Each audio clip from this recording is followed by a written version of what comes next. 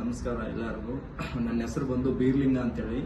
ನಮ್ಮದು ಹುಣಸಗಿ ತಾಲೂಕು, ಯಾದಗಿರಿ ಡಿಸ್ಟಿಕ್ ನಮ್ಮದು. ನಾನು ಇಲ್ಲಿ ಬೆಂಗಳೂರಲ್ಲಿ ವರ್ಕ್ ಮಾಡ್ತಾ ಇದ್ದೀನಿ. ಓಲಾ ಊಬರಲ್ಲಿ ನಂದು ವೆಹಿಕಲ್ ಇದೆ, ಬಿಟ್ಟಿದ್ದೀನಿ. ETS ಟೊಯೋಟಾ ETS ನನ್ನ ಹತ್ರ ಇರೋದು ವೆಹಿಕಲ್ಲು. ತುಂಬ ಅಂದರೆ ತುಂಬ ಚೆನ್ನಾಗಿದೆ ಗಾಡಿ. ನನ್ನ ವೆಹಿಕಲ್ ಬಂದು 3,40,000 ಓಡಿಸಿದ ರನ್ ಆಗಿದೆ.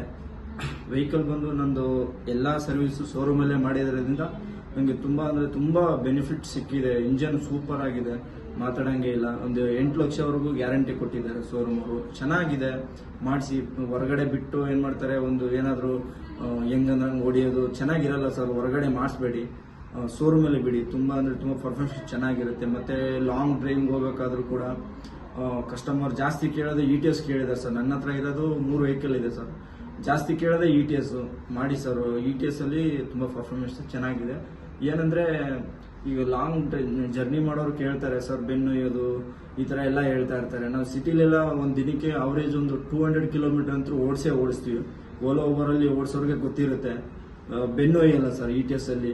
ಅದಕ್ಕೆ ಹಂಗಾಗಿ ನನಗೆ ETS ಅಂದರೆ ತುಂಬ ಇಷ್ಟ. ಹಂಗಿರೋದ್ರಿಂದ ನಾನು ETS ತುಂಬ ಲೈಕ್ ಮಾಡ್ತೀನಿ ಸರ್. ಟೊಯೋಟಾದಲ್ಲಿ ಅಂದರೆ ನಂಗೆ ನಂಬರ್ 1 ಗಾಡಿ ಅಂದರೆ ನಾನು ETS ಅಂತ ಕೇಳ್ತೀನಿ. ಆಲ್ಮೋಸ್ಟ್ ಸರ್ ನಮ್ಮ ಕಮರ್ಷಿಯಲ್ ವೆಹಿಕಲಲ್ಲಿ ETSನ ಜಾಸ್ತಿ ಲೈಕ್ ಮಾಡ್ತಾರೆ, ಎಲ್ಲರಿಗೂ ಗೊತ್ತಿದೆ. ಯಾಕಂದರೆ ETS ಬಂದು ಇಂಜನ್ ಲೈಫ್ ಇದೆ ಅಂತ ಕಮರ್ಷಿಯಲ್ ಓಡಿಸೋರ್ಗೆ ಎಲ್ಲರಿಗೂ ಗೊತ್ತಿದೆ.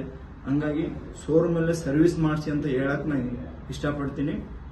ಮತ್ತು ಈ ಸಸ್ಪೆನ್ಸರ್ ಬಂದು ಹೇಳ್ತಾರೆ ಸರ್, ಹೊರಗಡೆ ಮಾಡಿಸ್ತಾರೆ, ಸಸ್ಪೆನ್ಸರ್ ಕೂಡ ಅಷ್ಟು ಚೆನ್ನಾಗಿರಲ್ಲ ಹಂಗೆ ಹೆಂಗೆ ಅಂತ. ಶೋರೂಮಲ್ಲಿ ಬಿಟ್ಟು ನೋಡಿ ಸರ್, ಹೆಂಗಿರುತ್ತೆ ಅಂತ ಗೊತ್ತಾಗುತ್ತೆ.